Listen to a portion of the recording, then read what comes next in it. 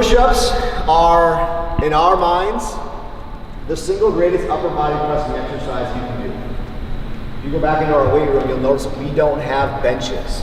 Philosophically, we don't believe in a bench press.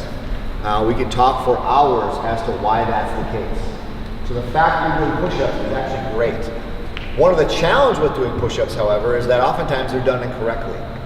And we'll see athletes who have shoulder pain from doing push-ups. And the reason they have shoulder pain is because as the shoulder sits in the girdle, it's maybe not sitting correctly, it's sitting kind of rolled forward. As it sits forward, it puts a lot of stress on this tendon that comes off the front of the shoulder called your biceps tendon. And sometimes that can become irritated and inflamed. And if you see somebody for that, they'll say that you have shoulder impingement. And you try to do push-ups and you can't, your shoulder continuously hurts. How many of you guys have that problem? Anybody? Okay.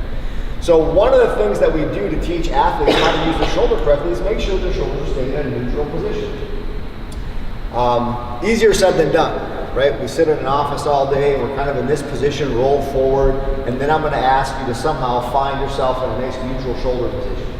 Tough to do when you spend 8 hours like this, and some dude's just telling you that you're supposed to be like this. You might do it for 30 seconds, but eventually you're going to slowly creep back into that position again. So posture is something that your mom's been telling you to have to work on since the time you were probably 7. And she was right, but it's very important. It's something you have to work on continuously. But in addition to that, there's a way we can do a push-up that actually helps set our shoulder girdle in a better position. Some of you might see push-ups when you're doing them, elbows are flailing up in the air. So your elbows are at shoulder height when you're doing your push-ups. That's the absolute worst position for your elbows to be. So what we want you to do is we actually want you to do a trick. I'm going to have all of you right now get up, get into a push-up position. So what is the proper push-up position? First, I want your hands about shoulder width or slightly wider than shoulder width apart. So don't get too wide, don't get too narrow. You know what, this is everybody get up in a push-up position. This is part of the training, okay? I want your middle fingers pointed straight up at the wall, parallel to each other. So I don't want one hand turned out, one hand turned in, parallel. That's the basic starting position. Now from here, I want to make sure Jason's back is neutral. So what neutral means is I don't want a big sway in his back, and I don't want a big round in his back. I want his lower back neutral. He does a great job of that. Legs are straight. I always tell people, I want you to squeeze your butt cheeks. So that kind of engages and holds your pelvis together. All right, so that's just the plank position, right? That's just the hold, keep holding. Part of the training, remember? Now, and actually to do a push-up before he begins, I'm gonna ask him to do something with his hands. I'm gonna ask him, without moving his hands, pretend I've drilled nails through his middle fingers so they can't move, but I want him to twist his hands into the floor. Twist your hands into the floor this way, but your fingers don't move. You're just twisting your hands. What you're gonna notice, oh, that way. You're going to twist this way. What are you going to do? Oh, your hands stay in place though. You're just going to twist. So your elbows are going to start coming down toward your hips. Got it? Hold there. Lock that in. Squeeze those shoulder blades together. Squeeze those butt cheeks. Keep that back nice and neutral. And rest. Good. So that was about a 1.5-minute plank. The first thing that I want you to be able to do in order to pass your test is you've got to be able to hold that position for 60 seconds straight. Because you can't do 45 push-ups in 60 seconds if you can't even hold that position for 60 seconds. So if you had a hard time with that, that's exercise number 1. You're getting into the perfect push-up position and you're holding that for 60 seconds. And you're doing that every single day between now and the next time you test. Because that's going to help you build the endurance that you need in order to do that push-up. Does that make sense? If you can't hold that position, you can't do the push-ups for a minute. If you only do push-ups for 45 seconds, you're cheating yourself. Right? Let's try it again. Back in the push-up position. Walk you through it. Hands, shoulder width apart, maybe slightly wider, that's okay. Middle fingers are pointed straight up, over your head, on your body, parallel to each other. Back is neutral. Squeeze those cheeks. Twist those hands into the floor, which is going to bring your elbows down, aiming toward your hips. Squeeze those shoulder blades together. Hold.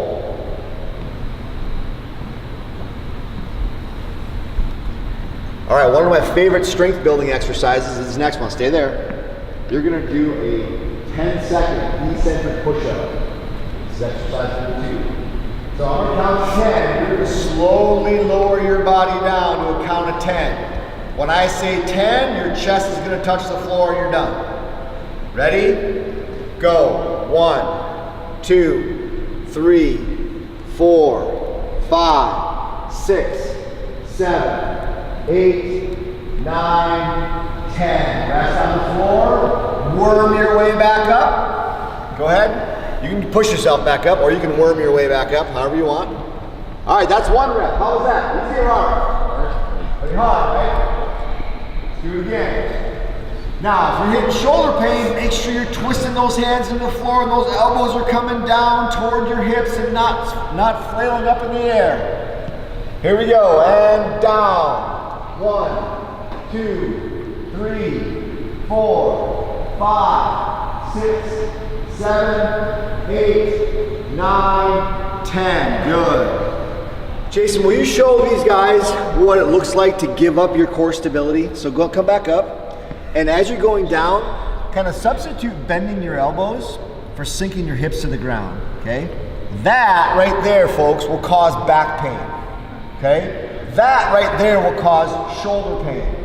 So he's got to make sure that this stays engaged and he lowers down like a 2x4. Going down like a 2x4. Nothing is breaking through that whole system. Okay, it takes some stability, it takes some control, but by doing that, he's distributing the weight more evenly and he's taking that stress off his shoulders and taking the stress off his back. 1, 2, 3, 4, 5, 6, 7, 8, 9, 10. Nice job. So that's the hardest part. Okay, building strength, that's pretty tough. It takes time. In order to get stronger, the first part of getting stronger, if you haven't been lifting, is actually what we call neuromuscular. It's your body's way of becoming stronger because it uses its nerves more efficiently. So it contracts muscles more efficiently. That takes about 6 to 8 weeks for any new exercise. After that, then our body starts to develop actual changes in our muscle morphology. So our muscles can become bigger. They can actually change in what their angle of pennation is called, how muscles are kind of lined up. Those can actually change to benefit the strength of the muscle. But those take time. Doing this now, you're actually just learning how to more efficiently load the shoulders and how to more efficiently load the chest. And again, this twisting of the hands into the floor, I can't express to you how important that is. I see a lot of young athletes, and a lot of times they're going to do push-ups with their hands out like this and their elbows up like this. There's no quicker disaster for wrist or shoulder injuries than doing a push-up like this. So make sure that you're in that good position with those fingers pointed straight up, parallel to each other, and you're locking those into the ground. Okay? Here's the cool thing about that. I'm going to get you to stand up just for a second so you can kind of see. So when we squat, we actually do the same thing too. I know squatting's not part of it, but I think it's good for you guys. Probably a lot of you will squat during the day to grab something. So it's a good idea. When we squat, it's the same thing. My middle finger is my second toe in my foot. Oh, my second toe is pointed straight ahead. Now when I squat, I take my feet and I twist them into the floor. Look what happens to my knees when I do that. My knees rotate out and I keep twisting my feet into the floor as I sit down into a squat.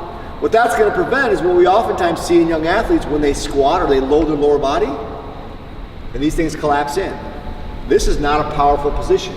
Just like this is not a powerful position. So it's kind of cool that my feet and my hands, when I'm doing a closed chain exercise like the push-up or squat, function in very much the same way. It's not a coincidence, I don't think, that our hips and our shoulders are shaped very similarly, actually. Our hips have a big ball and socket, but our shoulders have a kind of a sort of ball and socket. They have a golf ball and a tee, but it has that same kind of feel. They're both very mobile joints. So in order to stabilize those mobile joints, we've got to kind of create a stability control position, which is that rotation. So when you're squatting or when you're doing something, that. This is another one I call the battle stance. Now it's not the the military, or not the military, the police officer ready stance with right hand on the weapon, right hip back. That's not what I'm talking about. I'm talking about when you're standing in line doing something, it's how do I get load off my lower back? How many of you guys stand for work all day? So a lot of you are going to benefit from this because standing like this is not good for you. It's bad for your hip, it's bad for your IT band, it's bad for your back, it's bad for a lot of things. And so that battle stance is, again, standing here with your feet under your hips, feet pointed straight ahead. You're twisting your feet into the floor, which makes you squeeze your backside a little bit. You're engaging your midsection as if I'm going to come up and give you a, hey, Jason, what's going on? I'm not coming up giving him a, hey, Jason, what's going on? It's just kind of about a 25%. He's staying engaged. Head nice and tall, shoulders back and neutral, not squeezed back together, but just neutral, underneath his earlobes. Or where I want his acromions to be, these bumps on his shoulders. Nice and tall and just stays engaged here. He's not arching his lower back, he's nice and neutral. Now he can stand like that all day and not have back pain. And it actually makes you feel a lot more unloaded and a lot better on your feet when you're standing actively. So, as a quick little side, I'll get back to what we're talking about. Standing is an active process. There's only one time, well, there's two times in your life, but you're in the same position both times, that you're not active, you're passive. Anybody name one? When are you passive? Sleeping, or when you're dead, right? Otherwise, you're active. If you're sitting up, you're active. If you're standing, you're active. If you're kneeling, you're active. If you're running, you're active. If you're walking, you're active. But oftentimes we try to treat standing as a passive position. And that's where we get into trouble. Or we try to treat sitting as a passive position. And that's where we get into trouble. So throughout your day, quick little tidbit for you. Think about, I'm active. Don't be passive when you're supposed to be active. Engage muscles, engage postures, do the right thing. Okay? All right, so back to the push-up. Give you a little bit of break. Did you notice that? See what I was doing there? Back to the push-up. So strength is one very important part of the push-up. The stronger you are, the more you can move your mass. Doing a push-up, who can guess how much body weight is on your hands, both hands together, adding them up? What percentage of your body weight is on your hands during a push-up? Who can guess? How much? Close, 75 to 80%. Probably, men probably more close to 80, women probably more close to 70, but it's about 75%. So think of it. If you're 200 pounds, you're pushing 150 pounds, like a bench press would be. 150 pounds, that can be a lot for some people. And to do 40 of them, that's a lot. So if we can get stronger, then that relative percentage of how much I have to push becomes easier. Now the flip side is, I've worked on some of the endurance with the push-hold position, but now I want to work at some of the endurance from a tempo standpoint. So how many of you in here know what your goal number is for push-ups? I have it right here, but give me a number. 55 push-ups in a minute. So that's like one push-up a second, right? And that's not one, that's one push-up in 2 seconds. It's 1, 2, 3, 4, 5. That's pretty fast, isn't it? Well, here's what I want all of you guys to do. And we'll use this for the sit-up test as well. I want you to, at some point in time, I want you to download on your phones a metronome. There's a bunch of them that are free on the internet, on the App Store. If you don't have an Apple, that's fine. Just go to your Google Play or whatever. This one's called, what's this one called? Shoot. This one is called Metro Timer. So you said 55. I'm gonna set this metronome to 55 beats per minute. Why am I doing that? Thoughts? Every time this goes off, you better be back up, going back down. If you can keep your push-ups to this metronome, and you can have the endurance to do it for a minute, guess what? You just hit your goal. 55 push-ups in a minute. Make sense? Okay. Now this might be fast for some of you, but we're all gonna try it. And here's how we're gonna try it. See those ledges behind you? You're all gonna find a ledge, and you're gonna put your hands on the ledge, and you're gonna do a push-up to this tempo. I'll try to turn it up as loud as I can.